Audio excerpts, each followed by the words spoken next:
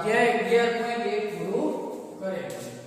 આજે ચોથા લેક્ચરમાં આપણે આગળ ઉદાહરણથી શરૂઆત કરીશું। બરાબર, તો જોઈએ ઉદાહરણ નંબર 1 ની રકમ શું છે અને આપણને શું સમજાવે છે। બરાબર, તો અહીંયા ઉદાહરણ નંબર 1 ની રકમ લખો। ઉદાહરણ નંબર 1 જો ઉદાહરણ નંબર 1 ની રકમ કે આકૃતિમાં દર્શાવેલ ચતુષ્કોણનું ક્ષેત્રફળ કેટલું।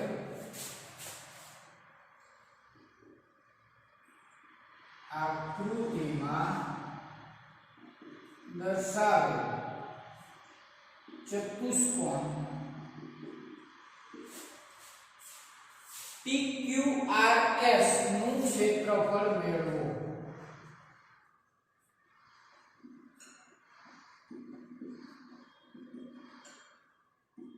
બરાબર, આકૃતિ શું આપી છે? ચલો અહીંયા આપણે આકૃતિ દોરીએ બોલ ઉપર।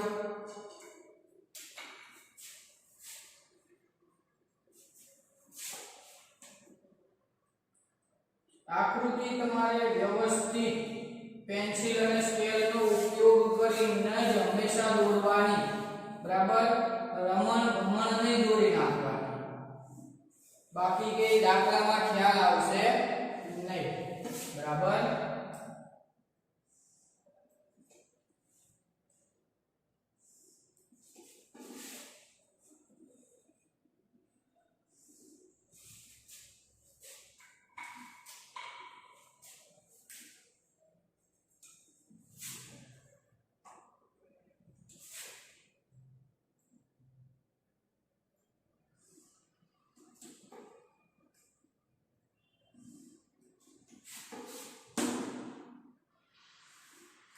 આવી રીતની આકૃતિ આપેલી છે રકમમાં। બરાબર, નામકરણ કરીએ PQRS। PQRS આવો ચતુષ્કોણ આપેલો છે। બરાબર, આ જે છે પાયો, એની લંબાઈ આપેલી છે 5.5 સેન્ટીમીટર। બરાબર, અને અલગ અલગ બે વેધ છે, એની લંબાઈ આપી છે 1.5 અને 2.5।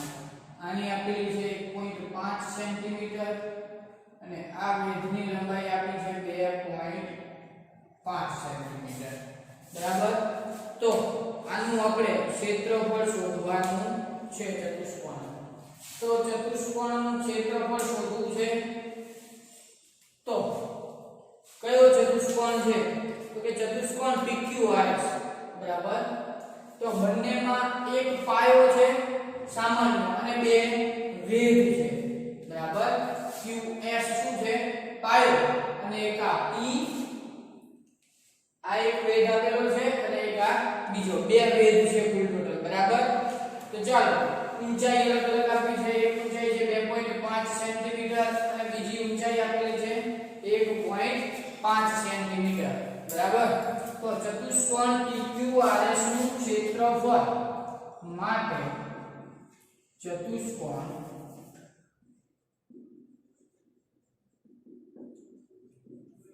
PQRS નું ક્ષેત્રફળ બરાબર શું સૂત્ર છે? 1/2 પાયો ગુણ્યા વેધ। બે ત્રિકોણ બનાવવા હોય તો એ થાય। બરાબર, પછી બંનેનો શું કરો? સરવાળો।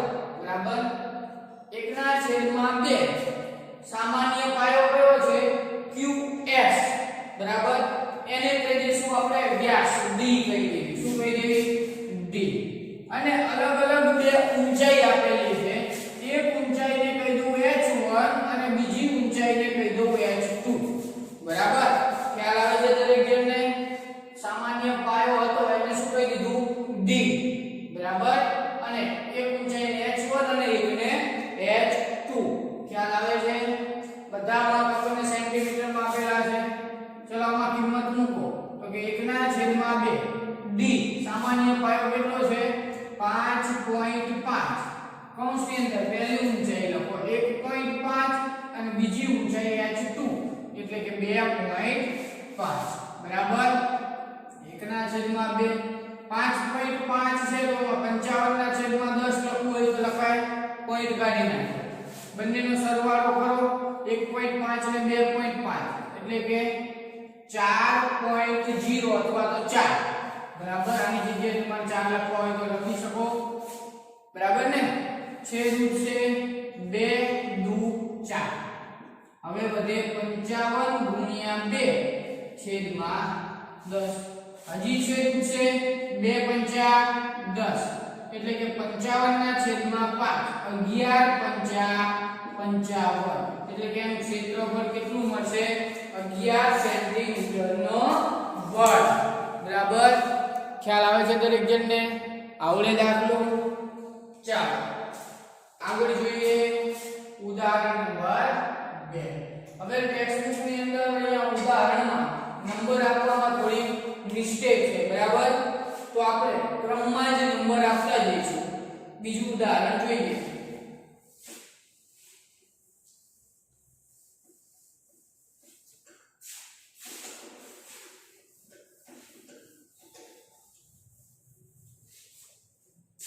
બીજા ઉદાહરણની રકમ શું છે જો રકમમાં કે એક સમબાજુ ચતુષ્કોણના વિકર્ણોની લંબાઈ એક સમબાજુ ચતુષ્કોણના વિકર્ણોની લંબાઈ ચતુષ્કોણને કુલ કેટલા વિકર્ણો હોય 2 તો સમબાજુ ચતુષ્કોણના વિકર્ણોની લંબાઈ આપી છે 10 સેમી અને 8.2 સેમી હોય 10 સેન્ટીમીટર અને 8.2 સેન્ટીમીટર હોય તો તેનું ક્ષેત્રફળ શોધો તો તેનું ક્ષેત્રફળ શોધો આવી રકમ આપેલી છે બરાબર તો સમબાજુ ચતુષ્કોણના ક્ષેત્રફળનું સૂત્ર શું તો કે સમબાજુ ચતુષ્કોણનું ક્ષેત્રફળ એટલે કે 1 ના છેદમાં 2 ગુણ્યા બંને વિકર્ણોનો ગુણાકાર એવું આપણે સમબાજુ ચતુષ્કોણના ક્ષેત્રફળનું સૂત્ર પહેલા લેક્ચરની અંદર ભણ્યા હતા બરાબર તો કે સમબાજુ ચતુષ્કોણનું ક્ષેત્રફળ બરાબર 1 ના છેદમાં 2 ગુણ્યા બંને વિકર્ણોનો ગુણાકાર હતું આવું સૂત્ર તમારે યાદ રાખવા પડશે 1 ના છેદમાં 2 ગુણ્યા બંને વિકર્ણ એક વિકર્ણનું માપ 10 સેન્ટીમીટર બીજાનું છે 8.2 સેન્ટીમીટર છે ચાલો છેદ ઉડાડવા હોય તો ઉડશે અથવા તો આપણે પેલા આવી રીતનું કરીએ કે 1 ના છેદમાં 2 ગુણ્યા 10 અહીંયા 82 ના છેદમાં કેટલા લખાય 10 આવું લખી શકાય બરાબર ને તો અહીંયા 10 ઉડી જાય એટલે વચ્ચે 82 ના છેદમાં કેટલા 2 વડે ભાગી નાખો 41 મળશે 41 સેન્ટીમીટર નો વર્ગ એનું શું મળશે તમને ક્ષેત્રફળ કયા ચતુષ્કોણનું સમબાજુ ચતુષ્કોણનું ક્ષેત્રફળ કેટલું મળે છે 41 સેન્ટીમીટર નો વર્ગ ચલો આગળ જોઈએ ઉદાહરણ નંબર 3 હા ઉદાહરણ નંબર 3 પરંતુ અહીંયા રકમમાં આપણને નંબર આપેલો છે ઉદાહરણ નંબર 1 એટલે એ થોડીક મિસ્ટેક છે આપણે ક્રમમાં જ નંબર આપતા જઈશું બરાબર ચાલો ઉદાહરણ નંબર 3 કહી દઈએ આપણે ટેક્સ્ટબુક ની અંદર ઉદાહરણ નંબર 1 દીધેલું છે બરાબર રકમ સમજો એક સમલંબ આકારના ખેતરનું ક્ષેત્રફળ એક સમલંબ આકારના ખેતરનું ક્ષેત્રફળ કેટલું આપેલું છે રકમમાં 480 મીટરનો 480 મીટરનો વર્ગ છે બરાબર આ ખેતરની સમાંતર બાજુઓ વચ્ચેનું લંબ અંતર આ ખેતરની સમાંતર બાજુઓ વચ્ચેનું લંબ અંતર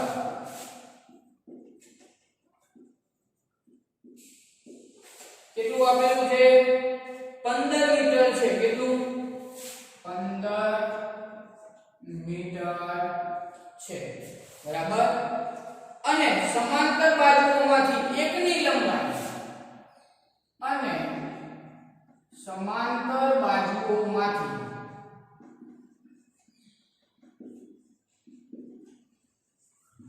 એકની લંબાઈ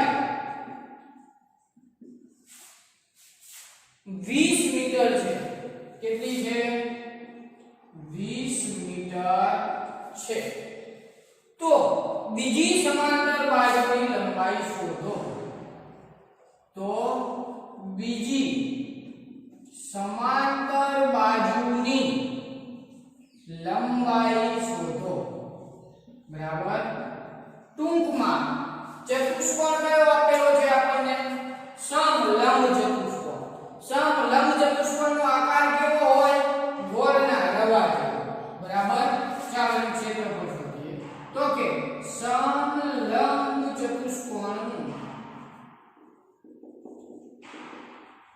રકમમાં આપણને ક્ષેત્રફળ આપી દીધેલું છે ક્ષેત્રફળ એનું સૂત્ર શું તો કે 1/2 ગુણ્યા બંને સમાંતર બાજુનો સરવાળો ગુણ્યા બંને સમાંતર બાજુ વચ્ચેનું લંબ અંતર બરાબર બંને સમાંતર બાજુ વચ્ચેનું લંબ અંતર આવું સૂત્ર છે આપણી પાસે કોનું તો કે સમલંબ ચતુષ્કોણનું ક્ષેત્રફળ શોધવા તો બે સમાંતર બાજુનો સરવાળો એમાંથી એક સમાંતર બાજુની લંબાઈ આપી છે કેટલી 20 મીટર ક્ષેત્રફળ આપ્યું છે 480 મીટરનો વર્ગ બંને વચ્ચેનું લંબ અંતર આપ્યું છે 15 મીટર બરાબર તો એક આપણે શોધવાનું છે ક્ષેત્રફળ તો કે 480 મીટરનો વર્ગ 1/2 બંને સમાંતર બાજુનો સરવાળો એકનું આપણને આપ્યું છે 20 મીટર અને બીજી બાજુનું શોધવાનું છે લંબાઈ બરાબર તો લંબાઈ હું કહી દઉં m ચાલો ઈ શોધવાની છે આપણે બરાબર એક આપેલ છે બીજી શોધવાની છે બંને સમાંતર બાજુ વચ્ચેનું લંબ અંતર કેટલું આપ્યું છે 15 મીટર બરાબર ને ચાલો 1/2 બે ભાગાકારમાં છે આ બાજુ આવે તો બરાબર ની બીજી બાજુ ગુણાકાર થઈ જાય એટલે કે 480 ગુણ્યા 2 બરાબર 20 l ગુણ્યા 15 થશે આવું 15 ગુણાકારમાં છે જી આ બાજુ આવે તો ભાગાકાર એટલે કે 480 ગુણ્યા 2 છેદમાં 15 બરાબર 20 l થશે ને આવું ગુણાકાર કરો 480 ગુણ્યા 2 કેટલા થશે 0 8 2 16 16 વધી 1 4 8 960 છેદમાં 15 બરાબર 20 f બરાબર 960 છે ને 15 વડે ભાગી નાખો કેટલા વડે 15 વડે ચાલો આ ધ્યાન રાખજો 15 વડે ભાગવાના છે તો 15 6 90 થશે 6 વધે 0 થાય 15 દૂતરી છે એટલે 15 4 60 કેટલો જવાબ મળશે આપણને અહીંયા 64 બરાબર 20 f 20 પ્લસ છે બીજી બાજુ લાવો તો કેવા થઈ જાય માઈનસ એટલે કે લંબાઈ એટલે કે l બરાબર 64 માઈનસ 20 કેટલા વધશે 4 ને 4 44 મીટર કેટલી 44 મીટર તો બીજી સમાંતર બાજુની લંબાઈ કેટલી થશે 44 મીટર એટલે કે માટે સમલંબ ચતુષ્કોણની માટે સમલંબ ચતુષ્કોણ બીજી બાજુ, બીજી સમાંતર બાજુની લંબાઈ 44 મીટર થાય. આવડે દરેક જણને અવાજ આવ્યા? બરાબર, ઈઝી છે આવડે એવા. ચલો આગળ જોઈએ ઉદાહરણ નંબર 4.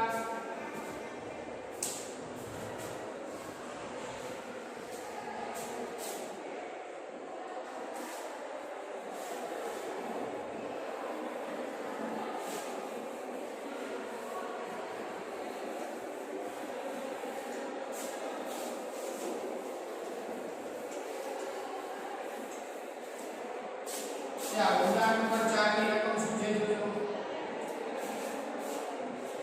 સમબાજુ ચતુષ્કોણનું ક્ષેત્રફળ. કેવો? સમબાજુ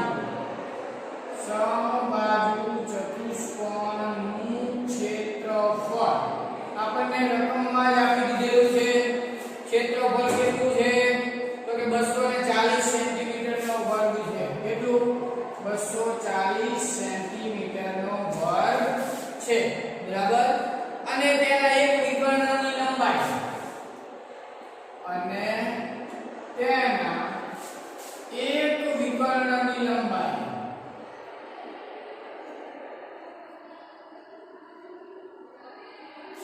રકમમાં આપી છે આપણને 16 સેમી છે. તો બીજા વિકર્ણની લંબાઈ શોધો. કેટલી છે? 16 સેમી છે. તો બીજા વિકર્ણની લંબાઈ શોધો. બરાબર. તો સમબાજુ ચતુષ્કોણનું ક્ષેત્રફળ રકમમાં આપ્યું છે 240 સેન્ટીમીટરનો વર્ગ. એક વિકર્ણની લંબાઈ આપેલી છે. બરાબર. તો બીજા વિકર્ણની લંબાઈ શોધવાની છે. સમબાજુ ચતુષ્કોણના ક્ષેત્રફળનું સૂત્ર શું? તો કે સમબાજુ ચતુષ્કોણનું ક્ષેત્રફળ બરાબર 1/2 ગુણ્યા બંને વિકર્ણોનો ગુણાકાર. બરાબર. એક વિકર્ણની લંબાઈ આપી છે. ક્ષેત્રફળ કેટલું છે? 240. 1/2. એક વિકર્ણની લંબાઈ 16 અને બીજો વિકર્ણની લંબાઈ શોધવાની. બીજા વિકર્ણની લંબાઈ. બરાબર. 2 અહીંયા છેદ બીજા છે 8 × 16. 8 ગુણાકારમાં બીજી બાજુ આવે તો ભાગાકારમાં. માટે બીજા વિકર્ણની લંબાઈ બરાબર 240 ભાગ્યા 8 કરી 24. બરાબર. અને શું એટલે કે 30 સેન્ટીમીટર થાય. માટે સમબાજુ ચતુષ્કોણના બીજા વિકર્ણની લંબાઈ કેટલી થશે? 30 સેન્ટીમીટર થાય. બરાબર. આગળ ઉદાહરણ નંબર 5 થી આપણે આવતા એટલે કે નવા લેક્ચર 5મા લેક્ચરમાં અભ્યાસ કરીશું.